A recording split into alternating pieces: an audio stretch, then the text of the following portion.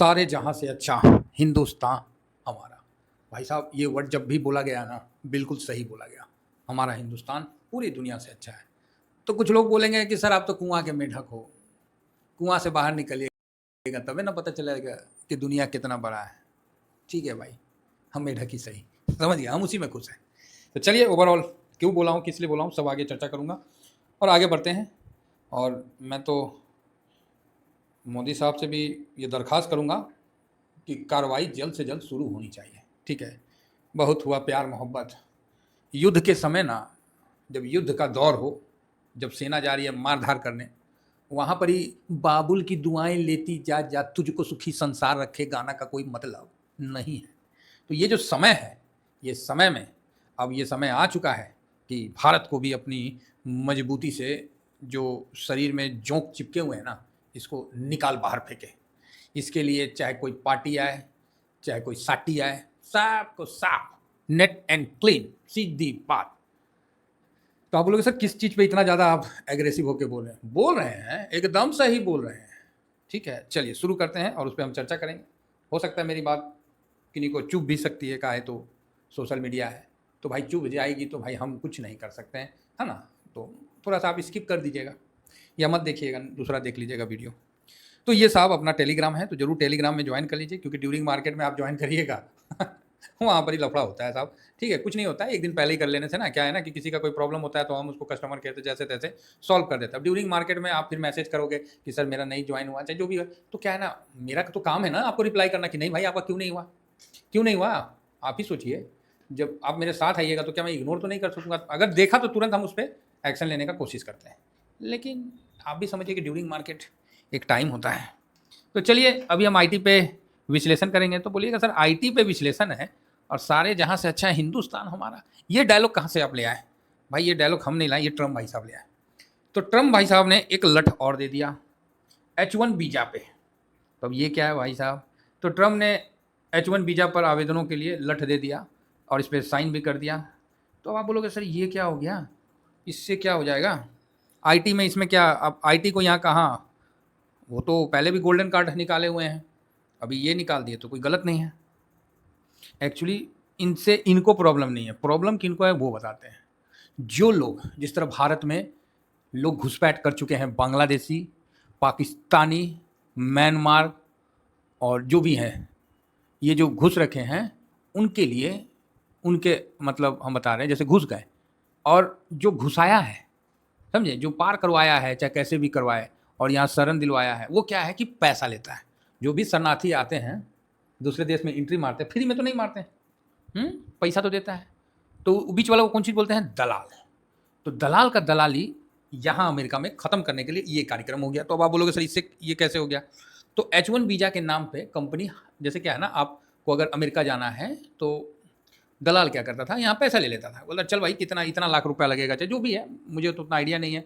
एक बार हुई थी बात, और ये सब पंजाब साइड में ज़्यादा मतलब है। तो एक बार बात हमसे भी हुई थी कि तो आप वहाँ महीना का इतना कमाओगे, इतना, आप तो तुरंत आपका पूरा हो जाएगा।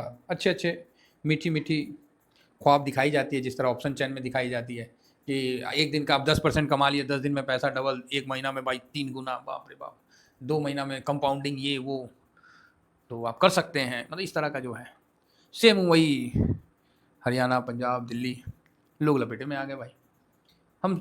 मैं भी एक बार गया तो मैं बोला यार इतना पैसा लगा के वहाँ जाके क्या फ़ायदा। तो वही बात है कि सर वहाँ चले गए, साल भर कमा लेंगे, पूरा पैसा निकल जाएगा, उसके बाद तो अपना ही है। बात तो सही है। अब देखिए जाने वाला तो चला जाता है किसी कंपनी में दाखिला नाम पे, ठीक है। H1 मतलब स्किल आप वर्कर को लेके आ रहे हैं।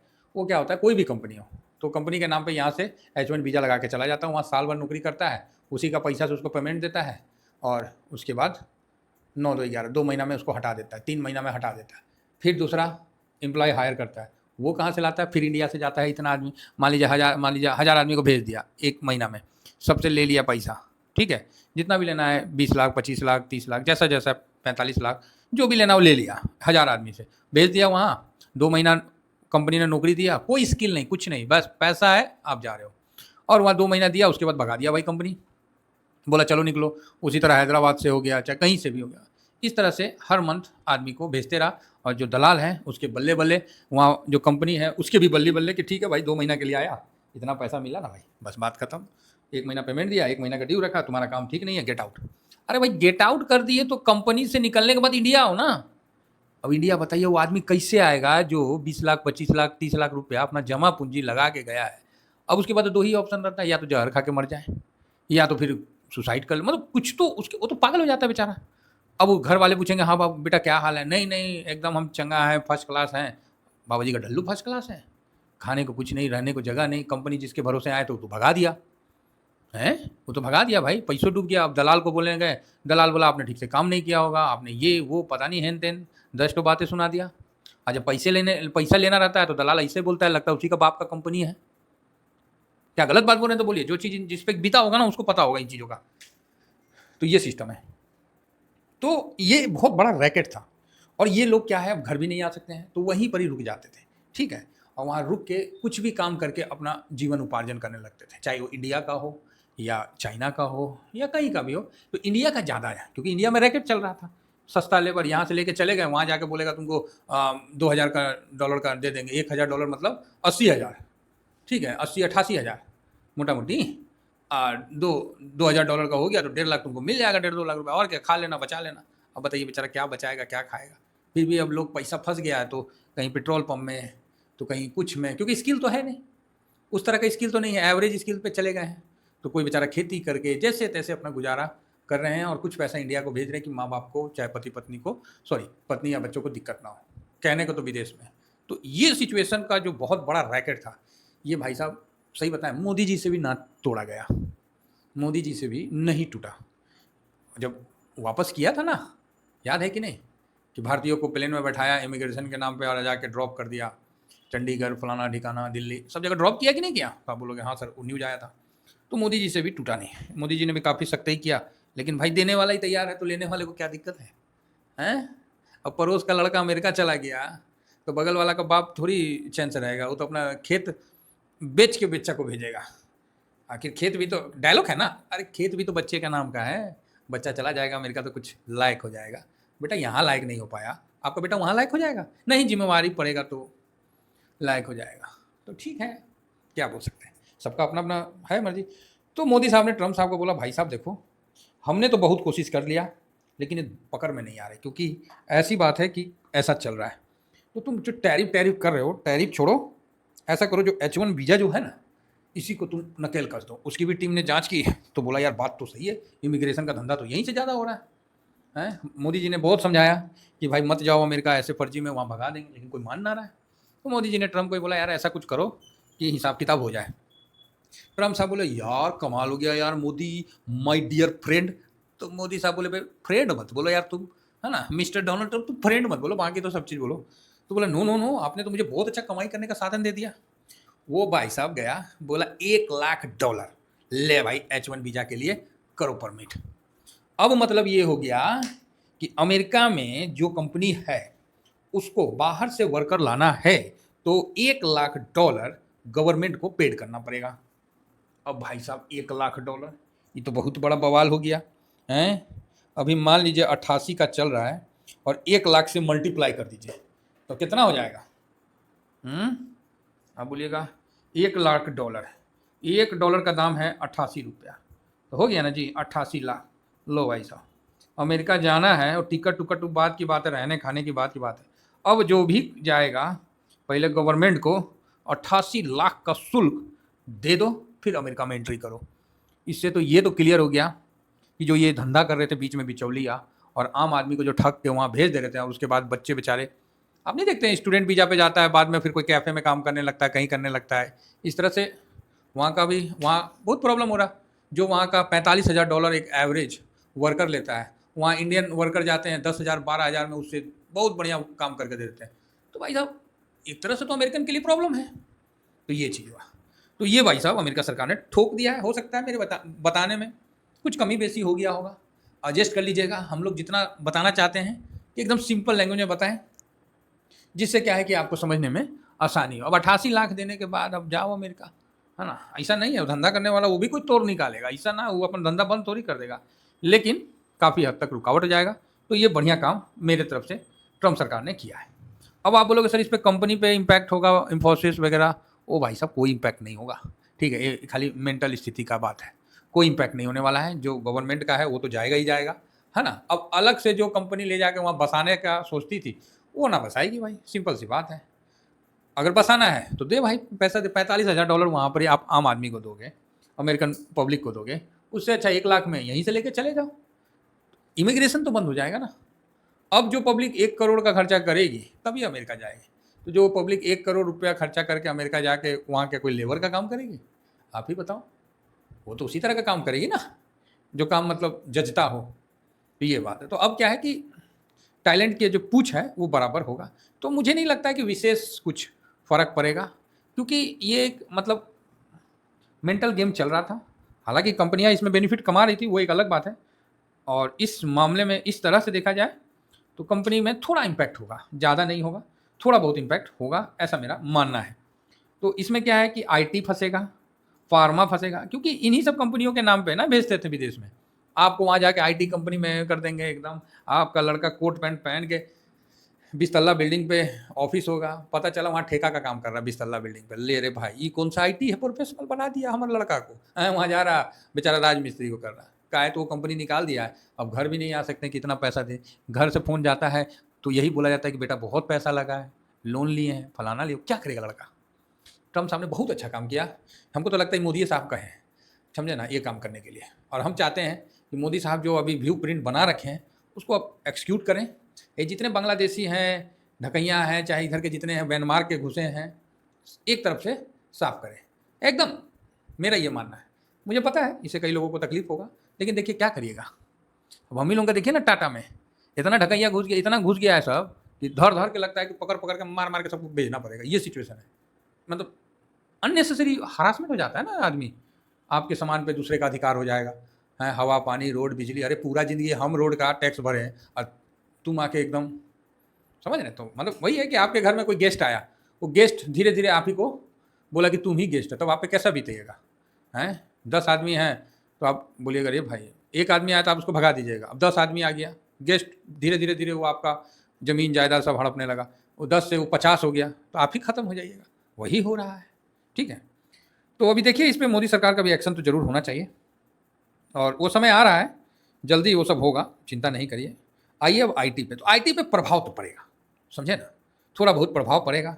हम सोचे थे कि आईटी इंडेक्स 500 का मूविंग एवरेज क्रॉस करके ऊपर जाएगा, कहा है किसके बाप की है, ये तो मौका दे रहा है कि भैया जो नहीं इन्वेस्ट किए वो कर लीजिए। 2 लॉट है मेरा आईटी में साहब, और दोनों लॉट का मैंने पोजीशन आपको भेज रखा है, दोनों लॉट का, क्योंकि एवरेज एवरेज करके जो भी है मैंने पोजीशन आपको स्विंग में डाल रखा है। तो स्विंग और शॉर्ट स्विंग दोनों में डाल रखा है। तो इसलिए डाला कि साहब देख लो, मेरा भी माइनस में है ना, और एक मेरा 3-3.25% प्लस में है, और एक मेरा 2-2.5% माइनस में है।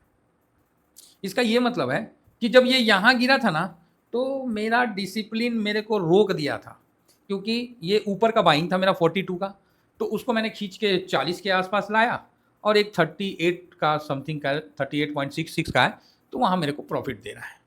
आप बोलोगे सर प्रॉफिट बुक करना चाहिए कि नहीं करना है। भाई देखो ये ना टाइम पास वाला टाइम है, बस यही हम बोलेंगे।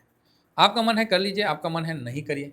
बाकी देखिए तो ये इस लेवल को जब तक ये 41.2 को नहीं क्रॉस करेगा तब तक ये घिचिर घिचिर घिचिर घिचिर लगा रहेगा।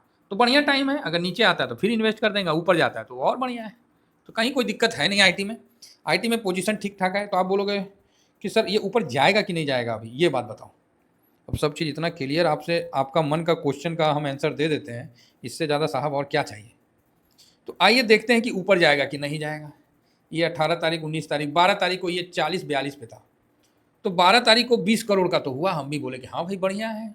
लेकिन देखिए 66%, फिर 19, हम बोले ना ना ठीक ना है, 18 ओह चलेगा, फिर थोड़ा 29 हुआ, 63 मज़ा नहीं, 44 69 ठीक है, 44 में 70% हुआ तो ठीक है ना, ये आदमी सोचा। फिर देखें 28 में 72, मतलब मज़ा नहीं आया। तो आप बोलिएगा सर मज़ा नहीं आया, आपके मज़ा के चक्कर में ना डॉगी को लाहौर भेज दो ना। भाई लाहौर क्यों भेजें। तो ये जो है ना, यहाँ पर ये आप क्लोजिंग देखिए, यहाँ पर ही 40 का क्लोजिंग था, फिर ये वापस से थोड़ा नीचे हो गया। तो अभी ऐसा कुछ नहीं दिख रहा है कि ये तोड़ फोड़ ऊपर की तरफ भाग जाए। जब दिखा था तब हमने बताया था, वो लेवल क्या था बताने का, तो वो लेवल था जब इसमें 71 करोड़ का हुआ था डिलीवरी पोजीशन। ये देखिए हालांकि 71 करोड़ हुआ, लेकिन 35 मतलब 35 करोड़ समझिए का है, तो आधा 50% है। तो उस समय का क्लोजिंग कितना था? उस समय का क्लोजिंग 37-85 था जब 71 हुआ। उसके बाद तेजी हुआ, देखिए फिर 67 हुआ, तो हम बोले ओहो बुलिश है जी, ये देखिए यहाँ पर ही बढ़ता जा रहा है, समझ गए। अब उसके बाद देखें कि ओ जा, अब तो बस, तो ये आपको मतलब इंडिकेट कर रहा है, ये देखिए क्लोजिंग प्राइस है ना ये वाला, ये इंडिकेट कर रहा है कि अभी ऐसा कोई बम्पर तेजी होने का चांस नहीं है। अब जिसका डिसिप्लिन से है नीचे आएगा, हाँ काहे नहीं आएगा, इस खबर पे थोड़ा तो निगेटिव होगा ही होगा, है ना, थोड़ा बहुत निगेटिव होगा, तो ये भी चीज़ समझ के चलिए तो बढ़िया है। और ठीक है, तो नीचे में सपोर्ट 37 आने दीजिए, बहुत बढ़िया सपोर्ट है 37, सही है। 38 ठीक है, आएगा, ऐसा नहीं है कि नीचे नहीं आएगा। अब जिसको स्विंग करना है वो इसमें भी कर सकते हैं, जिसको स्विंग करना है वो इस पोजीशन में भी आप कर सकते हैं। जैसे एग्जांपल के लिए यहाँ से लेके छोटा छोटा स्विंग मारना पड़ेगा, जैसे ये 5-6% का मूव दिया, तो इसमें वही 3%। अब देखिए कोई भी ये 5-6% का मूव देगा ना, तो आप पूरा नहीं पकड़ सकते आप, है मतलब मेरे हिसाब से आप हार्डली 3% से 4% ज़्यादा हो गया, है ना, इतना पकड़ सकते हैं। ये नहीं कि 5 से 6% दिया तो आप 5% पकड़ लीजिए, वो कभी काल होता है। यहाँ पर आप 3 से 4% तक पकड़ सकते हैं, तो वहाँ आप स्विंग करके अपना बिकवाली भी कर सकते हैं, कोई प्रॉब्लम नहीं है। बाकी आईटी ठीक है, हालांकि कुछ लोग आईटी में बहुत ऊपर से पार्किंग में है, तो भाई आपको तो बर्दाश्त करना ही पड़ेगा, नया लोट लगाने का हमेशा क्षमता रखना पड़ेगा। फिलहाल पूरे साल में आईटी 12% डाउन में है, तो अभी यहाँ से 3-4% डाउन हो जाए तो हो गया, न्यूज खत्म, है ना। और ये चीज़ है कि भारत के लिए अच्छा भी है कि इसमें सारे लोग तो निकम्मे नहीं ना है भाई, वहाँ से जो हटेंगे, तो इसमें जो भी अगर वापस करता है तो भारत के, आप देखे होंगे जितने आदमी वापस आए हैं, आपको देख के पता चल रहा था, सब यही बोल रहा था कि हम पैसा दे के गए थे, अब मोदी जी मेरा पैसा दिलवा दीजिए। अब मोदी जी को घर से पैसा देंगे, घरों नहीं है उनका इतना कि वो बेच के पैसा देंगे, समझ रहे ना, तो ये चीज़ था। तो चलिए आशा करता हूँ कि आप लोग व्यू समझ गए होंगे। तो मोटा मोटी ठीक है, बढ़िया है, अगर 2-4% गिर जाए तो कोनो खराब नहीं है ना, ठीक है। फिलहाल इतना ही कहकर अपनी वाणी को विराम देता हूँ। थैंक यू वेरी मच, जय हिंद जय भारत।